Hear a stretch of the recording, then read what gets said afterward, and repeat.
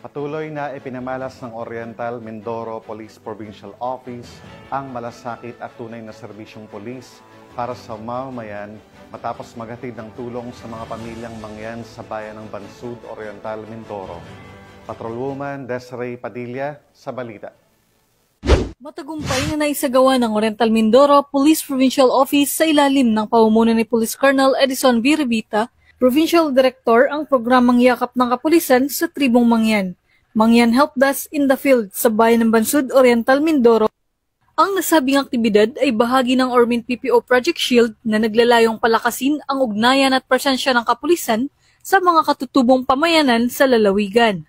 Batay sa ulat, pinangunahan ng Provincial Community Affairs and Development Unit sa pamumuno ni Police Lieutenant Colonel Brenderick R. Amparo, katuwang ang Bansud Municipal Police Station na pinamumunuan ni Police Major Clyde B. Calyawan, Chief of Police, ang nasabing proyekto.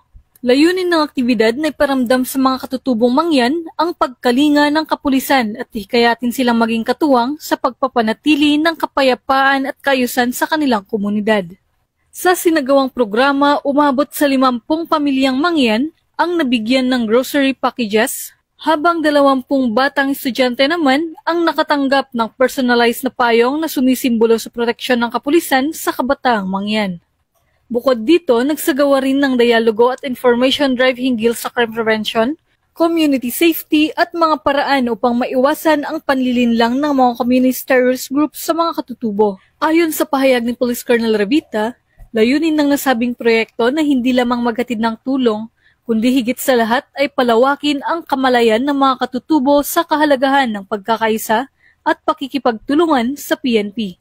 Binigyang diin din niya na mahalagang manatiling bukas ang komunikasyon sa pagitan ng kapulisan at mga tribong mangyan upang higit na mapangalagaan ang kanilang karapatan at seguridad. Hindi lang ito simpleng pamamahagi ng tulong, kundi isang hakbang tungo sa mas matibay na ugnayan, pagtitiwala at pagkakaisa. Sa Ormin PPO, sisiguruhin naming hindi lang ligtas ang mga kapatid nating mangyan dahil sa amin sila ay protektado, pahayag ni Police Colonel Revita.